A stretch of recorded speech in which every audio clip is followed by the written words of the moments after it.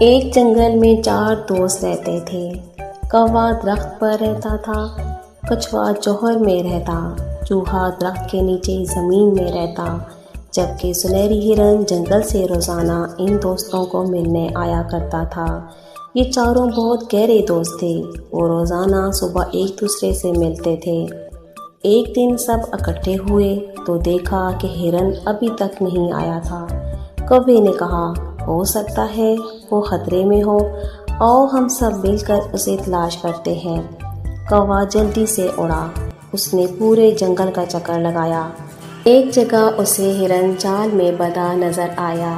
کوے نے واپس آ کر چوہے اور کچھوے کو اطلاع دی۔ چوہا تیزی سے ہرن کے پاس پہنچا اور اس نے جال کاٹنا شروع کر دیا۔ تھوڑی دیر بعد جال کٹ چکا تھا۔ کچھوا اور کوا بھی وہاں پہنچ چکے تھے۔ اچانک انہیں قدموں کی آواز سنائی دی۔ شکاری واپس آ رہا تھا۔ کوا اڑ گیا، جبکہ ہرن اور چوہا جلدی سے بھاگ کر چھپ گئے۔ بیچارہ کچھوا پیچھے رہ گیا۔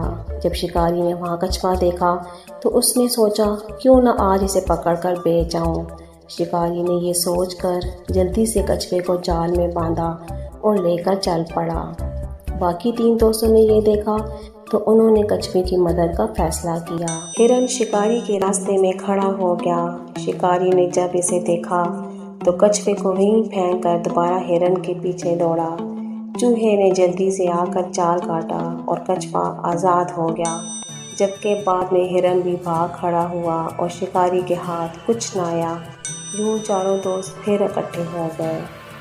اس کہانی سے ہمیں یہ سبق ملتا ہے کہ دوست وہی اچھا ہوتا ہے جو مصیبت میں کام آئے۔